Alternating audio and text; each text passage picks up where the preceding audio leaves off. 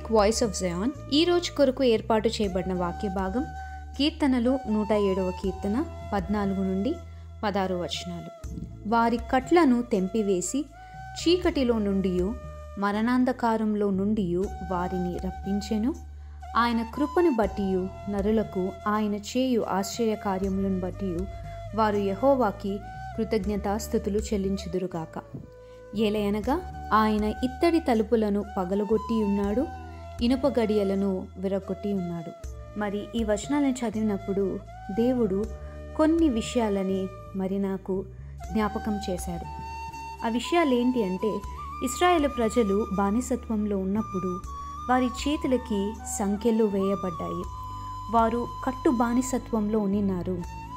కట్లను ఆయన తెంపివేసే దేవుడిగా, వారి విమోచకుడుగా యేసుక్రీస్తు ప్రభువు లేదా యెహోవా దేవుడు వారికి మోషే ద్వారా ప్రత్యక్షమయ్యాడు. ఇక్కడ ఈ 14 తర్వాత 15 వచనాలు మనం చదివినట్లయితే, వారి కట్లను తెంపివేసి చీకటిలో నుండి మరణాంధకారంలో నుండి వారిని రప్పించెను. ఆయన ఎవరు అంటే, మన కట్లను తెంపివేసే దేవుడు, మన చీకటిని వెలుగుగా చేసేవాడు, మరణాంధకారంలో నుండి జీవంలోకి మనల్ని రప్పించగలిగిన సమర్థుడు.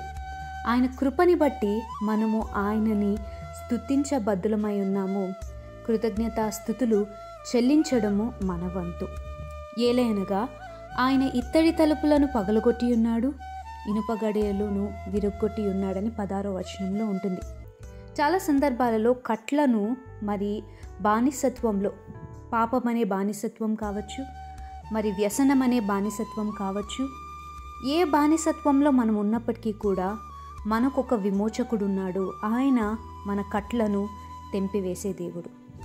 నిరాశ, నిస్పృహ, డిప్రెషన్లో, చీకటిలో మనం ఉన్నప్పుడు ఆయన మన చీకటిని వెలుగుగా మార్చే దేవుడు.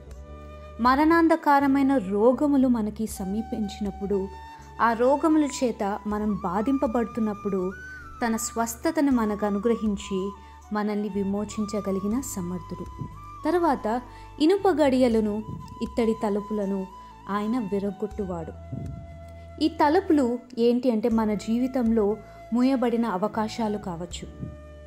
అవి ఎంత భయంకరమైన అన్యాయాన్ని కానీ మనం ఎదుర్కొంటూ, మన ఎదురుగా ఉంటున్న తలుపులన్నీ కూడా మూసివేయబడి ఒక చెరసాల గృహంలో మనం జీవిస్తూ విమోచన అనేది లేకుండా మనం ఉండే పరిస్థితులు కావచ్చు. అయితే అలాంటి పరిస్థితులని దేవుడు మార్చగలిగిన సమర్థుడు. ఆయన పగలగొట్టువాడు. ఇనుప గడియలను అంటే తాళం వేసేసి మన అవకాశాలను బంధించేసి మనకి ఎటువంటి అవకాశం రాకుండా సంకెళ్లతో, తాళములతో బంధించవేయబడిన ప్రతి పరిస్థితిని ఆయన విరగొట్టగలిగిన సమర్థుడు. కాబట్టి మన జీవితంలో మనం వెళ్తున్న పరిస్థితి కట్లలో ఉండొచ్చు, బానిసత్వంలో ఉండొచ్చు. దానిని దేవుడు పగలగొట్టేవాడు, ఆయన తెంపివేసేవాడు. మన జీవితంలో ఇత్తడి తలుపుల వలె కొన్ని అవకాశాలు, మూసివేయబడిన ద్వారాలు ఉండొచ్చు. అయితే వాటిని ఆయన పగలగొట్టువాడు, ఇనుప గడియలను ఆయన విరగొట్టువాడు. He is our deliverer. ఆయన మన విమోచకుడు. కాబట్టి అలాంటి విమోచకుడు మీ పరిస్థితులతో ఆయన డీల్ చేయనట్లుగా దేవుడు మీకు కృప ఇచ్చునుగాక. God bless you all. Amen.